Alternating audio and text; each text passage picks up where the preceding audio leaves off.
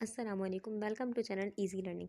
आज हमारा टॉपिक जो है इसको कंप्लीट डिस्कस करेंगे, इन डेप्थ डिस्कस करेंगे। स्टार्ट करते हैं बगैर टाइम वेस्ट के। वही तरीका कार रहेगा कि हम पहले एक सेंटेंस को पढ़ेंगे, दैन हम उसको डीप समझेंगे, दैन हम नेक्स्ट सेंटेंस पढ़ेंगे। इसी तरीके से इंशाल्लाह आपका end of the video, end of the lecture आपका कोई भी ऐसा कॉन्सेप्ट नहीं होगा जो कि क्लियर ना हो। ठीक है, इंशाल्लाह स्टार्ट करते हैं। Insulin is a polypeptide hormone consisting of two peptide chains that are connected by disulfide bonds. Insulin protein से बना हुआ एक हार्मोन है। हार्मोन क्यों कह रहे हैं? क्योंकि हमारे पास जो पेनक्रियास है उसमें जो बीटा सेल्स हैं, ठीक है। बीटा सेल क्या है? एक पैकेट है, एक ऑर्गन है, ठीक है। इसके अंदर से कुछ चीज़ निकलती है और हम जानते हैं वो चीज़ क्या है? इंसुलिन है। और वो चीज़ इंसुलिन जो निकल रही है किसी नाली के जरिए ट्रैवल नहीं करी, बल्कि डायरेक्ट खून में रिलीज हो रही है। इसीलिए हम कहते हैं ऐसी सिक्रीशन को हम कहते हैं एंडोक्राइन सिक्रीशन। क्या कहते हैं? एंडोक्राइन ग्लैंड सिक्रीशन, ठीक है। और ये कोई भी ऑर्गन है, बॉडी में बहुत सारे ऑर्गन है जो कि क्या करते हैं हमारे पास, यानी कि ग्लैंड है जो कि क्या करते हैं अपने सिक्रीशन को डायरेक्ट खून में रिलीज करते हैं। हम उन सिक्रीशन को कहते हैं हार्मोन, ठीक है। तो इसीलिए हम कहते हैं कि हमारे पास इंसुलिन बेसिकली क्या है? एक हार्मोन है, क्योंकि डायरेक्ट खून में रिलीज होता है। और अगर हम स्ट्रक्चर को देखें इंसुलिन के, तो हमें दिखाई देंगी अमाइनो एसिड की दो चेन्स, यानी कि एक हमारे पास एक चेन दिखाई देगी, वो भी किससे बनी होगी? अमाइनो एसिड से बनी होगी, अमाइनो एसिड से। और हम जानते हैं अमाइनो एसिड क्या है? अमाइनो एसिड प्रोटीन का स्मॉलेस्ट यूनिट है, ठीक है। जैसे कि हमारे पास बहुत सारे अमाइनो एसिड मिल जाए तो प्रोटीन बनता है, ठीक है। तो हमारे पास एक चेन ये हो गई, ये भी अमाइनो एसिड से बनी हुई, इसको हम कहेंगे चेन ए कह देंगे। क्या कह देंगे? Chain A. एक और चेन में दिखाई देगी, वो भी किससे बनी होगी? अमाइनो एसिड से, ठीक है। यानी कि उसमें भी क्या होंगे? बहुत सारे अमाइनो एसिड होंगे। इस हम चेन को कह देंगे चेन बी। अब ये चेन ए और चेन बी दोनों आपस में कनेक्टेड होंगी किसके जरिए? सल्फर के जरिए, सल्फर बॉन्ड के जरिए। अब लिखा हुआ है यहाँ पर पॉलीपेप्टाइड। पेप्टाइड और प्रोटीन में क्या फ़र्क है? पेप्टाइड होने के लिए एक शर्त है। क्या शर्त है? कि अमाइनो एसिड हों कम अज़ कम दो हों, ठीक है। अगर अमाइनो एसिड एक होगा पेप्टाइड कंसीडर नहीं होगा, इसको हम अमाइनो एसिड ही कहेंगे, ठीक है। लेकिन अगर अमाइनो एसिड दो हैं तो पेप्टाइड कह सकते हैं। और दो से ज़्यादा कितने हो सकते हैं? दो से ज़्यादा तकरीबन तकरीबन 50 हो सकते हैं, ठीक है। यानी कि अमाइनो एसिड की एक चेन है, इसमें कितने? 50 अमाइनो एसिड हैं। हम उस चेन को क्या कहेंगे? पेप्टाइड चेन, ठीक है। और प्रोटीन होने के लिए क्या शर्त है? प्रोटीन होने के लिए शर्त है कि अमाइनो एसिड जो हों, अमाइनो एसिड की चेन जो है वो 50 से ज़्यादा हो, उसमें जो अमाइनो एसिड है वो 50 से ज़्यादा हो। और कितने ज़्यादा हो सकते हैं? तकरीबन 1000, यानी कि जितने लिमिट नहीं है, जितने भी ज़्यादा हों, लेकिन स्टार्टिंग कहाँ से होनी चाहिए? 50 से ज़्यादा हो, लेस देन 50 ना हो। इंसुलिन के अंदर टोटल अमाइनो एसिड जो है वो है 51, लेकिन फिर भी हम इसे पेप्टाइड कहते हैं, प्रोटीन नहीं कहते। इसका रीज़न क्या है? इसका रीज़न ये है कि इंसुलिन जो है दो मुख्तलिफ चेन से मिलकर बनी हुई है, ठीक है। अगर हम एक चेन को देखें तो उसमें क्या है? उसमें हमारे पास है अमाइनो एसिड 21 है, 21। चेन ए को देखें तो उसमें कितने अमाइनो एसिड है? 21, जो कि क्या है? 50 से कम है, तो इसलिए क्या कहलाएगी? पेप्टाइड कहलाएगी, ठीक है। अगर हम चेन बी को देखें उसमें क्या है अमाइनो एसिड? उसमें अमाइनो एसिड है हमारे पास 30, ठीक है। 30 21 कितना है? 51 होगा, ठीक है। तो 30 है, 50 से कम है, तो ये भी क्या होगी? पेप्टाइड। यानी कि दोनों चेन्स को अगर अलग अलग देखें तो क्या है? 50 से कम अमाइनो एसिड है, इसीलिए हम इसको कहते हैं पेप्टाइड। यहाँ पर लिखा हुआ है इंसुलिन पॉलीपेप्टाइड हार्मोन है। पॉलीपेप्टाइड मतलब क्या? देखें, दो अमाइनो एसिड को कंबाइन किया जाता है बॉन्ड के जरिए, उस बॉन्ड को हम कहते हैं पेप्टाइड बॉन्ड। तो अगर हम इंसुलिन को देखें, इसमें 51 अमाइनो एसिड हैं, दोनों चेन्स के मिला के, एक चेन में 21, एक चेन में 30, ठीक है। तो हमारे पास यानी कि बहुत सारे अमाइनो एसिड्स हैं और इन अमाइनो एसिड को कंबाइन किया गया, चेन में कंबाइन किया गया, और हर हमारे पास अमाइनो एसिड के दरमियान क्या है? बॉन्ड है, ठीक है। तो यानी कि बहुत सारे बॉन्ड्स होंगे, इसीलिए क्या कहा गया है? पॉलीपेप्टाइड, यानी कि बहुत सारे पेप्टाइड बॉन्ड है, ठीक है। इसीलिए हम कहते हैं इंसुलिन क्या है? पॉलीपेप्टाइड, ठीक है। पॉली मतलब बहुत सारे, पेप्टाइड मतलब बॉन्ड, दो अमाइनो एसिड के दरमियान बॉन्ड को कहते हैं पेप्टाइड बॉन्ड। प्रोटीन होने के लिए एक शर्त होती है कि हमारे पास अमाइनो एसिड की चेन जो हो बहुत ही लंबी हो, ठीक है। उसमें 50 से ज़्यादा अमाइनो एसिड हो, और 1000 तक हो वो भी मसला नहीं है, लेकिन 50 से ज़्यादा हो। लेकिन शर्त क्या है? कि एक ही चेन हो, लंबी चेन हो, और उस चेन ने खुद को इस तरीके से फोल्ड किया हो, यानी कि अपनी एक कॉम्प्लिकेटेड स्ट्रक्चर 3D स्ट्रक्चर बनाया हुआ है। जैसे कि अगर हम देखें हीमोग्लोबिन के स्ट्रक्चर को, जिसका एक कॉम्प्लिकेटेड स्ट्रक्चर है, मुश्किल से स्ट्रक्चर है। लेकिन अगर हम इंसुलिन को देखें तो इंसुलिन की पहली बात तो इंसुलिन की दो चेन्स हैं, ठीक है। दूसरी बात क्या है? कि इंसुलिन का स्ट्रक्चर जो है इतना कॉम्प्लिकेटेड, इतना 3D कॉम्प्लेक्स नहीं है, ठीक है, जितना कि हीमोग्लोबिन का है। तो इसलिए हम इंसुलिन को हम प्रोटीन नहीं कह सकते, क्योंकि इसमें दो चेन्स है, ठीक है। और दोनों चेन्स में क्या है? 50 से कम अमाइनो एसिड है। इसलिए हम इस तरीके से कह सकते हैं कि ये बिग पेप्टाइड है और स्मॉल प्रोटीन है। It is synthesized as a precursor proinsulin that undergoes proteolytic cleavage to form a insulin and C-peptide, both of which are secreted by the beta cell of the pancreas. इस picture में हमें तीन chain दिख रही हैं, chain A, chain B और chain सी। तीनों क्या है? आपस में कनेक्टेड हैं। जब पेनक्रियास के बीटा सेल के अंदर इंसुलिन होती है तो वो कुछ इस तरह के स्ट्रक्चर में होती है, जलेबी लाइक स्ट्रक्चर है, और तीनों चेन आपस में क्या होती है? कनेक्टेड होती हैं। चेन ए को हम इंट्रा चेन भी कहते हैं, ठीक है। बायोकेमिस्ट्री में क्या होता है, इंटर चेन का मतलब होता है कि बेसिकली हमारे पास देखें वो बॉन्ड जो कि चेन के दो मुख्तलिफ हिस्सों को क्या करे, आपस में कनेक्ट करे, उसको हम कहते हैं इंट्रा चेन। देखें यहाँ पर, देखें चेन है, इसके ऊपर हमें क्या दिख रहा है कि बॉन्ड दिख रहे हैं, इसलिए इस बॉन्ड को हम कहते हैं, क्या कहते हैं, intra chain disulphide bond. Intra chain मतलब क्या, एक ही चेन के ऊपर दो बॉन्ड है ना, एक ही चेन के ऊपर दो बॉन्ड है और चेन ए है, ठीक है। डाइसल्फाइड क्यों, क्योंकि दो सल्फर है। एक और इंपॉर्टेंट कॉन्सेप्ट होता है, वो भी डिस्कस कर लेते हैं यहाँ पर। एक होता है इंटरचेन, अभी जो डिस्कस किया था हमने वो इंट्राचेन था, एक होता है इंटरचेन।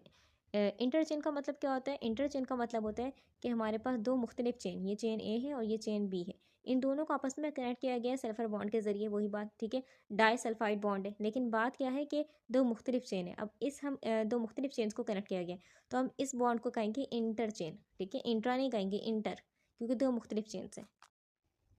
ऐसा नहीं होता कि चेन ए में एक सिस्टीन और चेन बी में एक सिस्टीन है, ऐसा नहीं होता, बल्कि क्या होता है कि चेन ए में 4 सिस्टीन होती है और चेन बी में 2 सिस्टीन है। लेकिन बॉन्ड जो बनता है, यानी कि बॉन्ड बनने के लिए ज़रूरी क्या है हमारे पास, जब चेन फोल्ड हो आपस में, तो जो सिस्टीन, फॉर एग्जांपल ये सिस्टीन और ये सिस्टीन आमने सामने थी तो बन गया बॉन्ड, ठीक है। यानी कि सल्फर आया, अटैच हुआ और बॉन्ड बन गया, ठीक है। यानी कि ये वाला हमारे पास सिस्टीन और ये सिस्टीन, ये बॉन्ड नहीं बनाएगा, क्यों, क्योंकि ये करीब नहीं है ना, दूर है, ठीक है। तो बॉन्ड बनाने के लिए शर्त क्या है कि दो सिस्टीन आपस में आमने सामने होंगे, जैसे ये सिस्टीन और ये सिस्टीन आपस में आमने सामने थे तो बॉन्ड बन गया। चेन ए के दो अमाइनो एसिड, ये अमाइनो एसिड और एक ये अमाइनो एसिड, और चेन बी के दो अमाइनो एसिड, ठीक है। ये क्या करते हैं, आपस में बॉन्ड बनाते हैं, इसको हम कहते हैं इंटरचेन बॉन्ड। इंटरचेन बॉन्ड क्यों कहते हैं, क्योंकि दो मुख्तलिफ चेन, चेन ए और चेन बी आपस में क्या हो गई, इस तरीके से कनेक्ट हो गई, ठीक है। बाकी कितने बच गए, हमने बात की थी चेन बी के पास दो सिस्टीन है, ठीक है, तो ये तो फिल हो गए, ठीक है। चेन ए के पास 4 सिस्टीन थे, ठीक है, दो तो हमारे पास बॉन्ड बन गया ए बी के साथ, दो बच गए, तो दो बच गए वो आपस में खुद ही बॉन्ड बना लेंगे, ठीक है। इसको हम क्या कहेंगे, इंट्रा चेन, क्योंकि अब एक ही चेन में क्या बने, ये बॉन्ड बने, इसको हम कहेंगे इंट्रा चेन, और इनको हम क्या कहेंगे, इंटर चेन, ठीक है। दोनों में फ़र्क है। अच्छा, अब इसी चेन ए का जो हमने देखा कि चेन ए में क्या हुआ, चेन ए में जो बाकी दो बच गए थे उन्होंने आपस में ही बॉन्ड बना लिया, यानी कि दो सिस्टीन और सल्फर आया, बॉन्ड बन गया, इंट्रा चेन हमने इसको कहा, ठीक है। तो इसी की वजह से क्या होता है, इंसुलिन को एक ख़ास स्ट्रक्चर मिलता है, जिसकी वजह से क्या होता है, जिसकी वजह से सेल के रिसेप्टर पे फिट होता है, ठीक है। बिकॉज ऑफ दिस, ये चेन ए पे जो बॉन्ड बनता है, जो हम इंट्रा चेन कहते हैं, intra chain bond, intra chain disulphate bond, इसी की वजह से क्या होता है, रिसेप्टर पे फिट बैठता है। अभी जो स्ट्रक्चर दिख रहा है आपको, स्ट्रक्चर ये बेसिकली प्रो इंसुलिन है। तो प्रो इंसुलिन को मैं डीएक्टिवेटेड इंसुलिन कह सकती हूँ, बिल्कुल कह सकती हूँ, क्योंकि प्रो इंसुलिन अगर यही इंसुलिन सेल के हम लगाते हैं ऊपर, सेल के रिसेप्टर के ऊपर लगाते हैं, सेल के रिसेप्टर से फिट नहीं बैठेगी, क्यों, क्योंकि हम देखिए, आप हमने बात की थी अभी कि जो चेन ए है, इस पर जो आपको दिख रहा है स्ट्रक्चर से, जो बेसिकली आपको दिख रहा है ये हल्की सी गुलाई, ठीक है।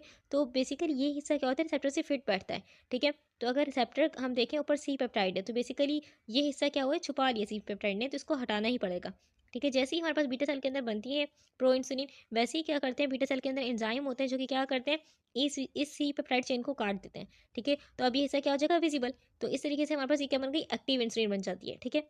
अभी हम डिस्कस करेंगे आगे, हर चीज़ क्लियर होगी इंशाल्लाह, ठीक है। तो हमारे पास जो बीटा सेल्स होते हैं, उनके अंदर जो बनी बनाई 95% जो इंसुलिन होती है वो एक्टिव इंसुलिन होती है, यानी कि उसको एंजाइम ने क्या करके रखा होता है, बस रेडी करके रखा होता है, जैसे जैसे सिग्नल मिलेगा वैसे ही क्या करेगा, उस एक्टिव इंसुलिन को खून में छोड़ देगा, ठीक है।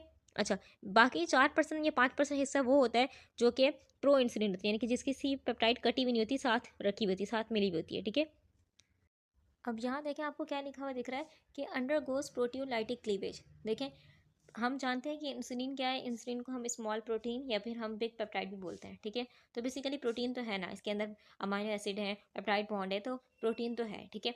तो हमारे पास प्रोटीन को किसी भी खास जगह से तोड़ने को कहते हैं प्रोटीलाइटिक क्लीवेज। क्या कहते हैं, प्रोटियोलाइटिक क्लीवेज। प्रोटीलाइटिक क्लीवेज देखिए, प्रोटियोलाइटिक दो लफ्ज़ हैं इसमें, प्रोटीन, लाइटिक तोड़ना, यानी कि प्रोटीन का तोड़ना, ठीक है, किसी खास जगह से, इसको हम कहते हैं प्रोटीलाइटिक क्लीवेज, ठीक है।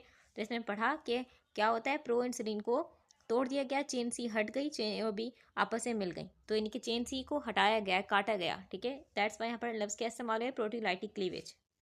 अब यहाँ पर एक और कॉन्सेप्ट भी देख रहे हैं, लिखा हुआ है प्रीकर्सर। प्रीकर्सर का मतलब क्या होता है, प्रीकर्सर का मतलब होता है वो चीज़ जो कि खुद एक्टिव नहीं है, जो खुद एक्टिव नहीं है, खुद मुकम्मल नहीं है, लेकिन उससे क्या चीज़ बनेगी, उससे चीज़ बनेगी, वो मुकम्मल होगी और एक्टिव होगी। जैसे कि अगर हम बात करें प्रो इंसुलिन क्या है, मुकम्मल तो नहीं है, एक्टिव नहीं है, ठीक है, यानी कि डीएक्टिव है बिल्कुल, ठीक है। तो हम प्रो इंसुलिन को क्या कहेंगे, प्रीकर्सर, ठीक है, जबकि इंसुलिन को क्या कहेंगे, एक्टिव, ठीक है। तो प्रीकर्सर वो चीज़ जो कि खुद एक्टिव नहीं, लेकिन उससे जो चीज़ बनेगी, देखिए प्रो इंसुलिन से ही क्या बनी है, इंसुलिन, सिर्फ चेन सी को काटा गया है, ठीक है। इससे जो चीज़ बनी वो क्या है, एक्टिव है, इंसुलिन एक्टिव है।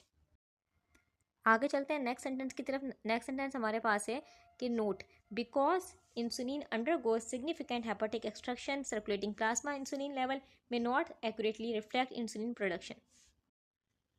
देखिए यहाँ पर नोट करके लिखा गया, यानी कि बहुत ही इंपॉर्टेंट बात यहाँ पर लिखी गई हमारे पास कि इंसुलिन बन गई बीटा सेल से। अब जब इंसुलिन बनेगी डायरेक्ट कहाँ जाएगी, इंसुलिन जाएगी पहले लीवर के पास, और लीवर जो का इस टोटल इंसुलिन जो कि इसके पास आई है उसका 50 से 60% हिस्सा अपने पास रख लेगा। इसको हम कहते हैं हेपेटिक एक्सट्रैक्शन। क्या कहते हैं, हेपेटिक एक्सट्रैक्शन, यानी कि 50 से 60% हिस्सा लीवर के पास है। अब बाकी जो बच गया 40% या 50% हिस्सा वो भेजा जाएगा खून में, ठीक है। तो अगर फॉर एग्जाम्पल अगर बीटा सेल हमारे पास इंसुलिन कम बना रहे हैं, ठीक है, तो जाना तो पहले ही फर्स्ट स्टेप ही क्या है कि बीटा सेल के पास जो इंसुलिन बन रही है वो पहले कहाँ जाएगी, खून के जरिए लीवर के पास जाएगी, ठीक है। और लीवर क्या करेगा, अगर कम बन रही थी, कम इंसुलिन बनाई थी बीटा सेल ने, तो वो अपनी ज़रूरत के मुताबिक पहले क्या कर लेगा, इंसुलिन को रख लेगा। तो लेकिन इससे क्या होगा कि बहुत ही लेस अमाउंट पहुंचेगी खून तक, जिससे बॉडी की ज़रूरत पूरी नहीं हो सकेगी, क्योंकि लीवर को बहुत सारे काम करने में डिस्कस करेंगे लीवर को क्या क्या काम करना है। तो लीवर अपनी ज़रूरत के मुताबिक बहुत सारी इंसुलिन अपने पास रख लेता है। अब इन बातों को मज़ीद खोलते हैं। देखें हमारे पास पेनक्रियास है, और पेनक्रियास से जो नालियाँ खून की जा रही हैं वो सारी नालियाँ खून की अल्टीमेटली एक नाली पे एंड हो रही हैं, उसको हम कहते हैं पोर्टल वीन। उस नाली को क्या कहते हैं, पोर्टल वीन। और ये portal vein at the end जा रही है लीवर के पास, ठीक है। तो यानी कि पेनक्रियास से नाली खून की गई पोर्टल वीन के पास, सारी नालियाँ पोर्टल वीन के यानी कि इस नाली में जमा हो गई, ठीक है। और ये नाली कहाँ गई, लीवर के पास। तो लीवर के पास सबसे पहले पेनक्रियास से क्या आ रहा है, खून आ रहा है, यानी कि सारा इंसुलिन जो इस पेनक्रियास ने बनाया, इसके बीटा सेल ने बनाया, वो सारा का सारा कहाँ रहा है, लीवर के पास। अब देखिए हमने बात की तो इंसुलिन जो है, इंसुलिन का सबसे अहम काम, सबसे इंपॉर्टेंट काम ही कहाँ है, लीवर के पास है, ठीक है। जब हम कह रहे हैं कि लीवर इन सारी इंसुलिन 50-60% इंसुलिन यूज़ करता है, तो बेसिकली वो काम भी करता है। क्या क्या काम करता है, इसके बहुत सारे काम, हम कुछ अहम काम देख लेते हैं। पहले तो ये देखते हैं ग्लूकोज का सिग्नल। अब देखें आपने खाना खाना शुरू किया, ठीक है, और आपके बीटा सेल को सिग्नल मिल गया, वो इंसुलिन निकालेगा, और इंसुलिन कहाँ पहुँचेगी, पहुंच गई फ़ौरन फ़ौरन कहाँ पहुंच गई, लीवर के पास, क्योंकि लीवर तक ही पहुंच रही है, एक रास्ता है ना प्रॉपर, ठीक है। तो लीवर तक पहुंच गई। तो बेसिकली जब सिग्नल मिल गया, इसको क्या सिग्नल मिल गया, इंसुलिन आया मतलब सिग्नल मिल गया कि खाना आ गया है बॉडी में, तो ये क्या करना शुरू कर देगा, इस ग्लूकोज को स्टोर करना शुरू कर देगा, ठीक है। और स्टोर किस फॉर्म में करेगा, स्टोर करेगा ग्लाइकोजन की फॉर्म में, ठीक है। लीवर क्या करेगा, ग्लूकोज को स्टोर कर लेगा ग्लाइकोजन की फॉर्म में। जब आप भूखे होंगे तो क्या करेगा, इसी ग्लाइकोजन को कन्वर्ट करेगा ग्लूकोज में, खून में भेज देगा, ठीक है। अच्छा ये तो एक काम हो गया। दूसरा काम क्या करता है, बहुत ही इंपॉर्टेंट काम, कि ग्लूकोनियोजेनेसिस को रोकता है, ग्लूकोनियोजेनेसिस। फॉर एग्जाम्पल आपने खाना नहीं खाया, तो आप खाना नहीं खाया था, ठीक है, तो आपका लीवर जो था स्टोर ग्लाइकोजन को ही कन्वर्ट कर रहा था ग्लूकोज में और खून में भेज रहा था, ठीक है। लेकिन आपने खाना खाना शुरू कर दिया अब, ठीक है, अब यानी कि खून में ग्लूकोज आ रही है। तो अब सिग्नल इसको कैसे पता चला, कि लीवर को कैसे पता चला कि खून में शुगर आ गई है, क्योंकि इंसुलिन बनाना शुरू हो गई, इंसुलिन बनना शुरू हो गई बीटा सेल से, और इंसुलिन का सबसे पहले कहाँ गई, लीवर के पास। लीवर को सिग्नल मिल गया कि भाई अब खून में शुगर आ गई है, तो इसी इंसुलिन की हेल्प से इंसुलिन का सिग्नल आया, यानी कि इंसुलिन आई लीवर के पास, तो फ़ौरन से लीवर क्या करना शुरू कर देगा, लीवर ग्लूकोज में कन्वर्ट करना बंद कर देगा, जो ग्लाइकोजन को कन्वर्ट कर रहा था, यानी कि ग्लूकोज का अमल बना रहा था, ग्लूकोज बना रहा था खून में भेजने के लिए, उसको स्टॉप कर देगा। इसको हम कहते हैं ग्लूकोनियोजेनेसिस का स्टॉप कर देगा, ठीक है। एक और बहुत ही इंपॉर्टेंट काम, कि ज़्यादा इंसुलिन लीवर को फैट बनाने का ऑर्डर भी देती है। किस तरीके से, देखिए इस कहानी को थोड़ा डिटेल समझेंगे। जैसे कि फॉर एग्जाम्पल आपने कार्बोहाइड्रेट ज़्यादा खाना शुरू कर दिया, या मीठा ज़्यादा खाना शुरू कर दिया, तो हम जानते हैं हमारे पास कार्बोहाइड्रेट क्या है, carbohydrate as compare to protein as compare to fat ज़्यादा जल्दी क्या होता है, जल्दी खून में जाती है, ठीक है। जल्दी खून में जाएगी मतलब क्या हो, यानी कि जल्दी शुगर को हाई करेगी, यानी कि शुगर एकदम से हाई होती है और जल्दी होती है, ठीक है। तो शुगर क्या हो गई, हाई हो गई, ठीक है। अब ज़्यादा इंटेक कर रहे हैं आप, एक फिक्स अमाउंट में नहीं कर रहे, बल्कि ज़्यादा कर रहे हैं, अपनी ज़रूरत ज़्यादा कर रहे हैं, तो क्या होगा हमारे पास, हमारी जो बॉडी के सेल्स हैं, ठीक है, एक तो शुगर आता है, तो शुगर ज़्यादा को हैंडल करने के लिए बीटा सेल क्या बनाएंगे, वो भी इंसुलिन क्या बनाएंगे, ज़्यादा बनाएंगे। जब इंसुलिन ज़्यादा बन रही है तो इंसुलिन ज़्यादा क्या करेगी, सेल्स के अंदर, बॉडी के सेल्स के अंदर क्या करेगी, शुगर को भेजने की कोशिश करेगी। एक वक्त आएगा कि सेल भी शुगर को लेने से इनकार कर देंगे, क्योंकि उनकी डिमांड पूरी हो गई, उनकी ज़रूरत पूरी हो गई। तो अब शुगर क्या होगी, खून में ही हाई रहेगी। तो अब लीवर को इंसुलिन क्या देगा, सिग्नल देगा कि अब जो शुगर घूम रही है फ्री, तुम इनको क्या करो, अपने पास हमेशा के लिए स्टोर कर लो। किस तरीके से स्टोर करो, ट्राइग्लिसराइड की फॉर्म में, यानी कि एक किस्म की फैट, एक किस्म की चर्बी की फॉर्म में क्या करो, अपने पास स्टोर कर लो। इस अमल को हम कहते हैं लाइपोजेनेसिस। क्या कहते हैं, लाइपोजेनेसिस। अब चर्बी बन चुकी है, इसके बाद दो काम होंगे। दो काम क्या होंगे, पहला काम तो ये होगा कि चर्बी जो थी ये बॉडी की डिफरेंट ऑर्गन्स में, यानी कि जैसे कि हिप हमारे पास बेली रीजन वगैरह हो गया, ठीक है, तो उन रीजन में क्या हो जाएगी, ये स्टोर कर ली जाएगी, यानी कि वहाँ पर क्या हो जाएगी, एज अ फैट टिश्यू वहाँ पर स्टोरेज हो जाएगी, ठीक है। दूसरा काम क्या होगा कि अगर ज़्यादा अरसे तक ऐसा ही रहा कि आप ज़्यादा शुगर इंटेक करते रहे, ठीक है, और आपके खून में ज़्यादा इंसुलिन होती रही, ठीक है, तो क्योंकि इंसुलिन ही सिग्नल दे रही ना इसको लीवर को कि फैट में कन्वर्ट करने का, ठीक है, तो हमारे पास क्या होगा, अगर ज़्यादा वक्त तक ऐसी ही चलता रहा तो क्या हो जाएगा, हमारे पास ये जो लीवर है, लीवर के अंदर ही क्या हो जाएगी, लीवर के अंदर ही फंस जाएगी फैट, ठीक है, इसको हम कहेंगे फैटी लीवर। क्या कहेंगे, फैटी लीवर। तो यहाँ वही बात लिखी हुई है कि अगर आपको पता लगाना है आपको कि पेनक्रियाज के बीटा सेल कितनी इंसुलिन प्रोड्यूस कर रहे हैं, तो आपको ब्लड इंसुलिन टेस्ट नहीं करवाना चाहिए, बल्कि कौन सा टेस्ट प्रीफर होता है, वो है सी पेप्टाइड टेस्ट। क्योंकि हम जानते हैं कि हमारे पास जब एट द एंड पेनक्रियाज से जा रहा है खून लीवर के पास, लीवर क्या कर रहा है, इंसुलिन को 50 to 60% इंसुलिन को अपने पास रख रहा है, यूज़ कर रहा है, ठीक है, इसको हम कह रहे हैं हेपाटिक एक्सट्रेशन। लेकिन सी पेप्टाइड को यूज़ भी नहीं कर रहा, टच भी नहीं कर रहा। क्यों? इसका रीज़न ये है कि लीवर के पास ऐसे रिसेप्टर ही नहीं है जो कि क्या करें, सी पेप्टाइड के साथ अटैच्ड हो, क्योंकि लीवर के पास क्या है, रिसेप्टर नहीं है, ठीक है। तो आपको एक्यूरेट अमाउंट बता सकता है जो टेस्ट, वो है सी पेप्टाइड टेस्ट, कि आपके पेनक्रियाज के बीटा सेल ने कितनी इंसुलिन प्रोड्यूस की है। क्योंकि हम जानते हैं जब बीटा सेल प्रोड्यूस करता है इंसुलिन को, तो देखें 1:1 रेशो होता है कि एक इंसुलिन निकालेगा और एक क्या निकालेगा, सी पेप्टाइड, ठीक है, एक इंसुलिन एक सी पेप्टाइड। लेकिन ऐसी बात नहीं है कि सी पेप्टाइड जो है बिल्कुल बेकार, इसका कोई काम नहीं। देखिए इसके काम है, इसके अपने बाइंडिंग साइड से, इसके अपनी बाइंडिंग साइड है जहाँ ये बाइंड होगा, ठीक है। अगर हम बात करें इसकी खून की नालियों में, यानी कि ब्लड वेसल में क्या है, इसके स्पेसिफिक रिसेप्टर्स हैं। अगर हम बात करें नर्व्स में इसके स्पेसिफिक रिसेप्टर हैं, लेकिन लीवर के पास नहीं रिसेप्टर, ठीक है, तो इस वजह से लीवर को टच भी नहीं करा, ठीक है। तो अगर हम बात करें खून की नालियाँ, जब ये खून की नालियों से गुजरा इंसुलिन, ठीक है, तो सी पेप्टाइड गुजरा जब खून की नालियों से, तो सी पेप्टाइड की रिसेप्टर थे, खून की नालियों में रिसेप्टर होते हैं जो कि क्या करते हैं, नाइट्रिक ऑक्साइड को रिलीज करवाते हैं। और नाइट्रिक ऑक्साइड क्या करती है, नाइट्रिक ऑक्साइड की हेल्प से क्या होगा, हमारे पास खून की नालियाँ थोड़ी सी बोल सकते हैं डायलेट हो जाएंगी। जब खून की नालियाँ डायलेट हो गई तो क्या हो जाएगा, इससे ब्लड फ्लो बेहतर हो जाएगा, ठीक है। तो सी पेप्टाइड काम, ये बहुत ही इंपॉर्टेंट काम कर रही है। एक और इंपॉर्टेंट काम जो कि सी पेप्टाइड करता है, वो क्या करता है कि सोडियम पोटेशियम एटीपीएस पंप की रफ्तार को तेज़ करता है। देखिए सोडियम पोटेशियम एटीपीएस पंप क्या है, हमारे जो सेल्स हैं बॉडी में सेल्स, उनके पास एक पंप होता है, इसको हम कहते हैं सोडियम पोटेशियम एटीपीएस पंप, ठीक है। अगर सेल्स के अंदर, बॉडी के सेल्स के अंदर ज़्यादा अमाउंट ऑफ सोडियम रही, यानी कि ज़्यादा अमाउंट ऑफ नमक रहा, तो सेल्स क्या हो जाएंगे, सेल बॉडी के सेल फूल जाएंगे। अगर हम स्पेसिफिकली बात करें एक सेल की, तो मैंने एक सेल को बड़ा कर दिया, ठीक है। तब इसमें क्या है, सोडियम पोटेशियम एटीपीएस पंप है, ठीक है। अब इसमें अगर ज़्यादा अमाउंट रहेगी सोडियम की, सेल्स फूल जाएगा, एक वक्त आएगा बर्स्ट हो जाएगा, फट जाएगा, ठीक है। तो स्पेसिफिक अमाउंट रखनी है सोडियम की। तो ये पंप क्या होता है, इस पंप की हेल्प से हमारे पास कंटिन्यूसली क्या होता है, सेल से बाहर निकाला जा रहा होता है सोडियम, ठीक है। और सेल के काम करने के लिए, सेल के अंदरूनी काम करने के लिए जरूरी क्या है, पोटेशियम, ठीक है। तो कंटिन्यूसली पोटेशियम को सेल के अंदर लाया जा रहा है, तो बेसिकली एक एक्सचेंज हो रहा होता है, ठीक है। इस एक्सचेंज में क्या होता है, करंट प्रोड्यूस होता है। अगर ये करंट प्रोड्यूस ना हो तो हमारे नर्व्स का सिग्नल नहीं जाएंगे, यानी कि बहुत सारे काम रुक जाएंगे। तो इसी पंप की रफ्तार को कौन तेज करता है, सी पेप्टाइड, ठीक है। अक्सर डायबिटीज़ में क्या होता है हमारे पास के, जब इंसुलिन कम बन रही होती है, जैसे डायबिटीज़ में यही होता है ना कि इंसुलिन का टाइप 2 डायबिटीज़ की बात करें तो उसमें क्या होता है, इंसुलिन कम बन रही होती है, ठीक है। तो इंसुलिन कम बन रही है यानी कि कम सी पेप्टाइड है। तो डायबिटीज़ टाइप 2 की बात करें तो उसमें क्या होता है, अक्सर ये पंप क्या होता है, स्लो हो जाता है, पंप स्लो हो जाता है, क्योंकि ये सी पेप्टाइड क्या करते हैं, इस पंप की रफ्तार को तेज़ करता है, तो इसलिए नर्व्स वगैरह का सिग्नल भी डिस्टर्ब होता है, ठीक है। तो यही रीज़न होता है।